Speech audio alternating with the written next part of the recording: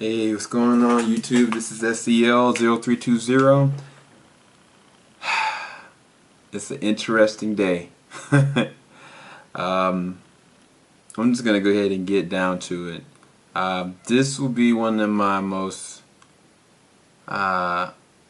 exciting videos I've ever actually done on a review standpoint. As a fan, as a critic, as a person, I'm going to enjoy myself with this one. I'm going to go through and I'm going to do this review like I normally do.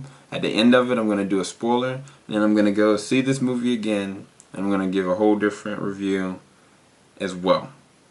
Now, the movie that I'm going to be reviewing, which I actually received this when I actually went to go see the movie in the IMAX theater.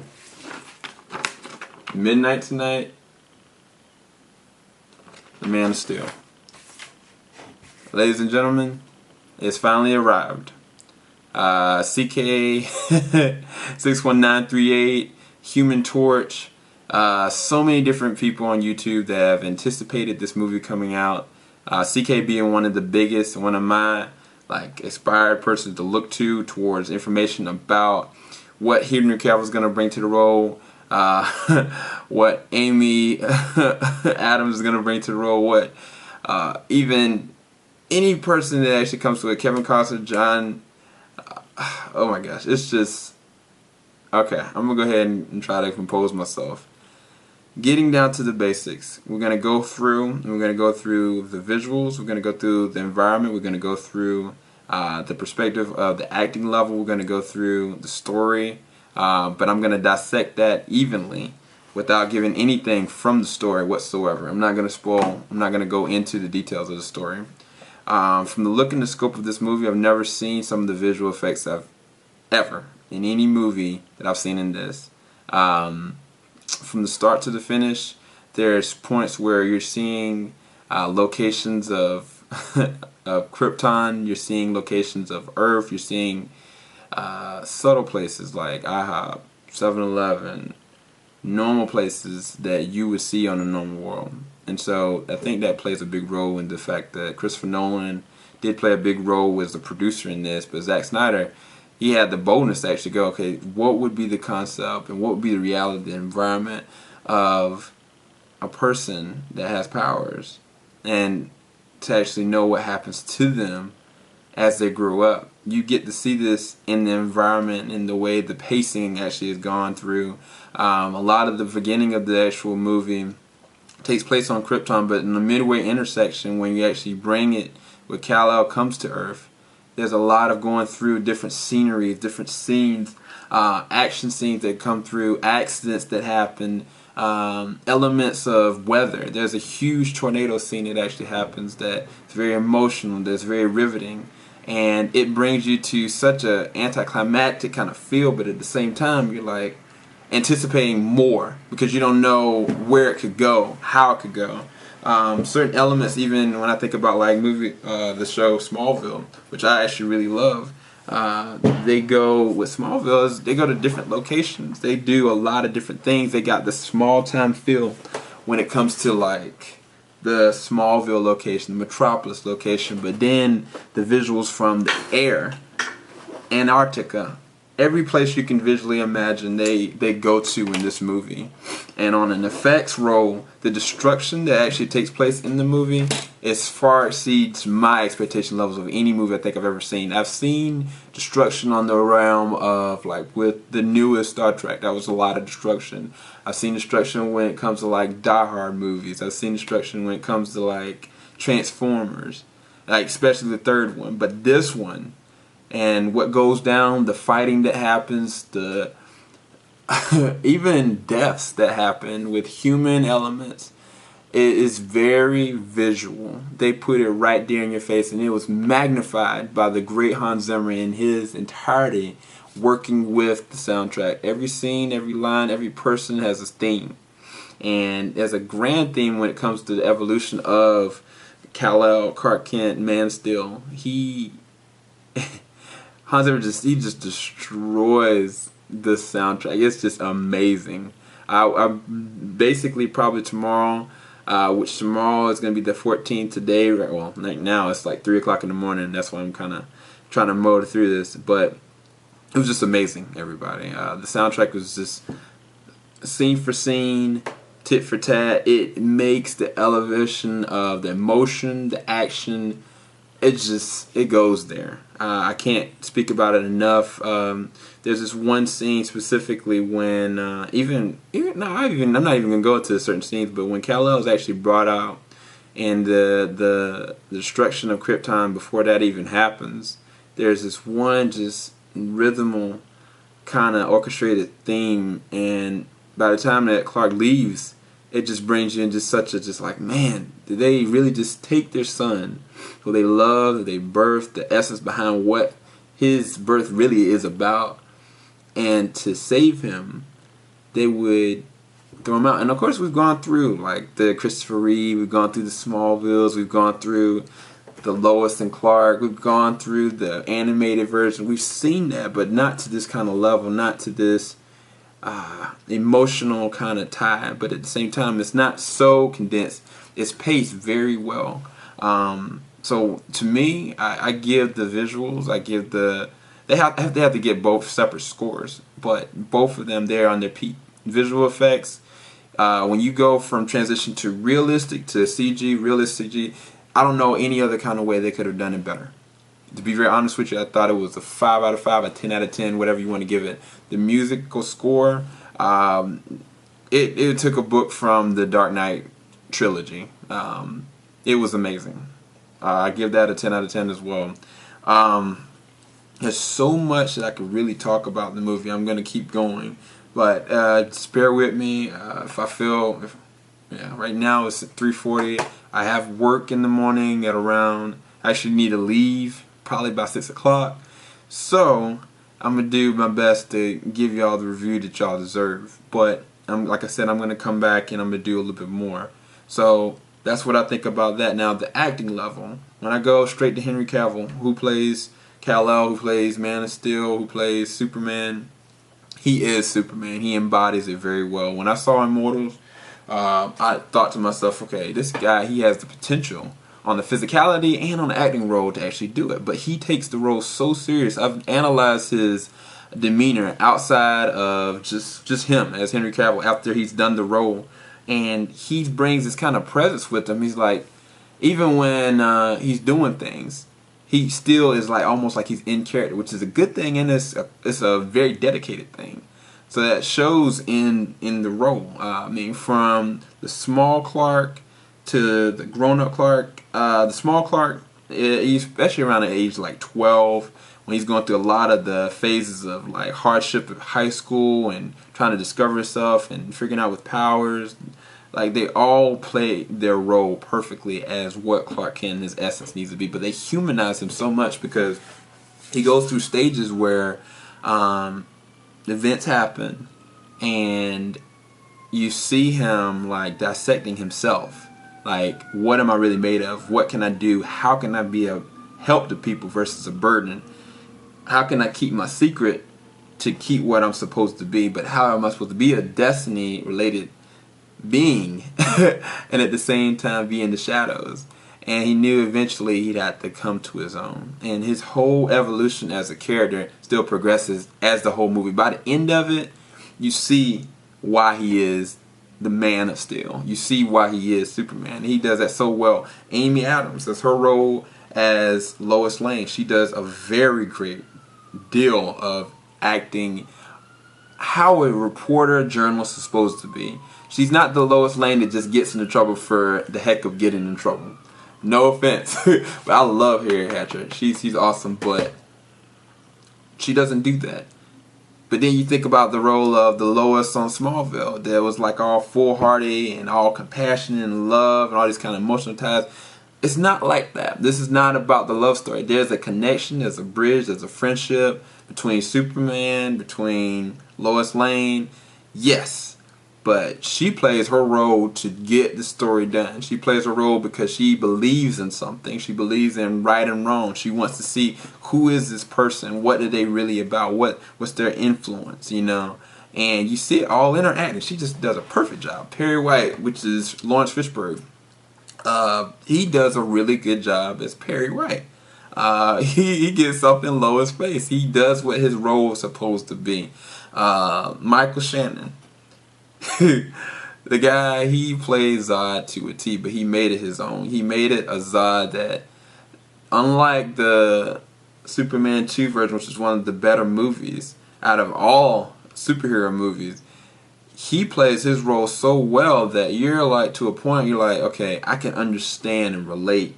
Even though I might see that he's got some other stuff going on with his mind and his psyche of what he's willing to do, you can see what the depths and why he's doing what he's doing. There's a purpose and a set plan with it, and he does a very good job with that.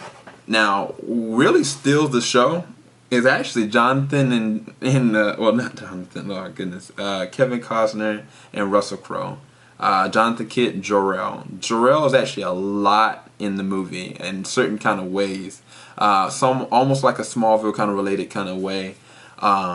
He does a great job with that. His acting, his action scenes, they play and fit so well. Jonathan Kent, Kevin Costner's character, he humanizes. It shows how both of them make and mold Clark into being who he needs to be. They push him.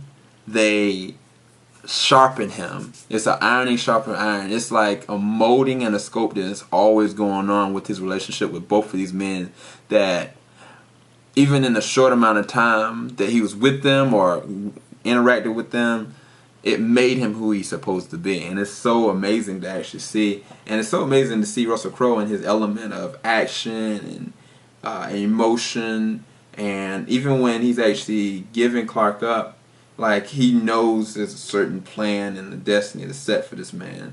And even with Kevin Costner's character, which on the opposite end, trying to protect, he would give his life to make sure that his destiny is done the right way, on his terms, not on anybody else's. And it's just amazing to see it. And it's a really great father-son kind of movie and feel, but it's more than that, because there's so many different sections to the movie. There's so many different other actors that play different roles, but everybody has a centerpiece. Actors, well, even characters like Pete Ross, Lana Lang. I'm not even gonna spoil any further than that, but everybody plays their role very well. Feora, the lady that plays Feora, I can't think of her name right now. When I come back to it and look at the second movie, I'll go through it, but she plays a really good role.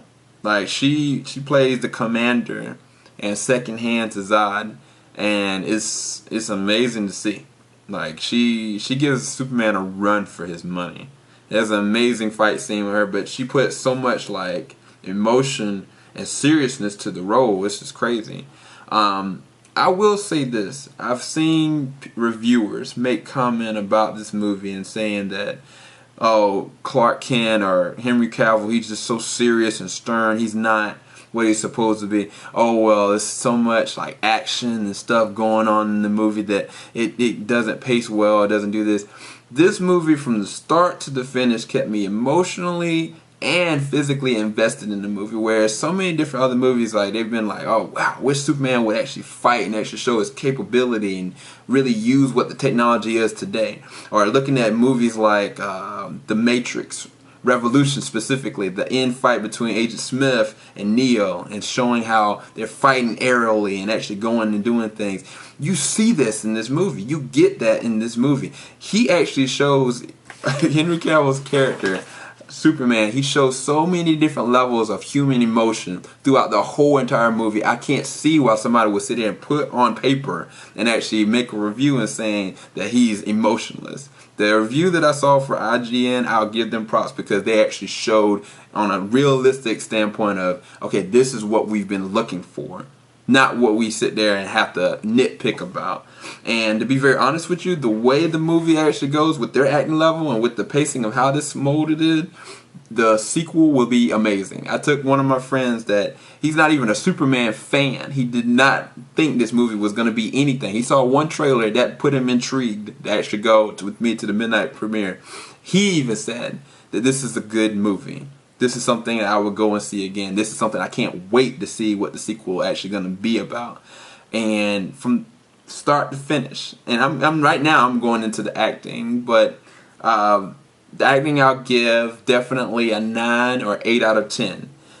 Just because they didn't go into that much depth yet. But when you think about Batman Begins versus The Dark Knight, that's when everything's magnified. This is the Batman Begins, but this is a placeholder for not just for Superman, but for the world's finest, for the Justice League, for other movies to come. This starts it, you know? And so as far as the story is concerned, the pacing was really good. From the beginning, it takes place on Krypton. They do a really good job of explaining that story very well. Even with General Zod's character and his minions and what happens to them.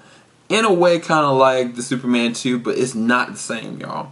It's totally different. The relationship with when after Clark actually gets where he gets, they pace back to him as an adult, and they go back through scene, back through scene. Now, think about the movie on a time frame standpoint. This is a 2 hour and 30 long movie.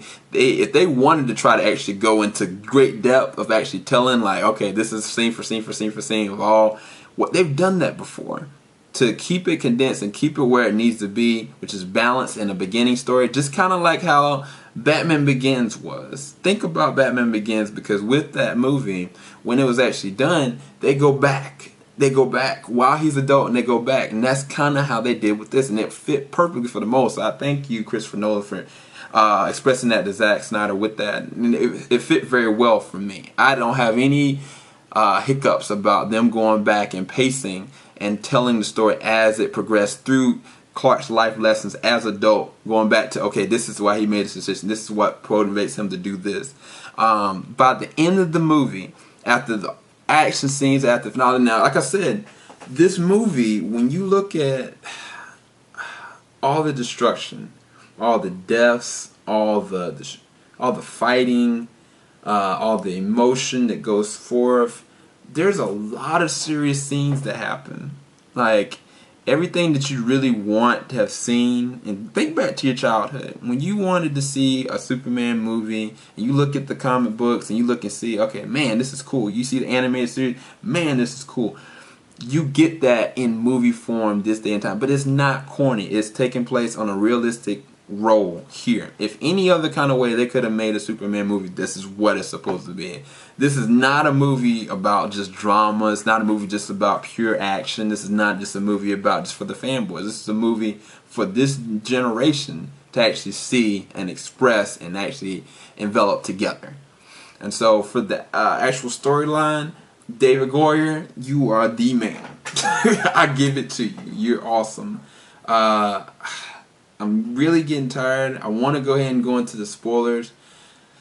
I don't know if I can do it. I'm trying to stay awake. I'm going to cut here, and I'll be right back. If I'm not back, then I'll catch you next time, and I'm going to go and do the spoilers on another date after I go and see the movie again. So if this is it, peace be to you. Go and see The Man of Steel as soon as possible. You will not see this trailer, movie review until maybe 2 days later, because like I said, I do not have internet, so I have to wait.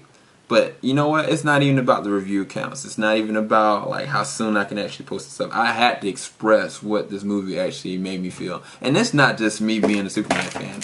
It's not just about that. It's not just about all these things. If you want to go at my core, you want to be serious, it's what I am, okay? But this, as a movie, this satisfied me. I enjoyed it. I enjoyed it with my friends. I enjoyed it with strangers that were around me. By the end of the movie, people were clapping. Now, the IMAX and the 3D, I will say that for the action scenes with it, they did a really good job. You could see that the movie was shot on a great scale as far as with the IMAX 3D cameras. I would highly recommend going to see it in IMAX 3D. If you cannot, I mean, go and see it in regular, yes, definitely. But if you get a chance, go see the movie in IMAX. Absolutely. Well, I have to go now. I need to get some sleep. SEL 0320, over and out. Good night.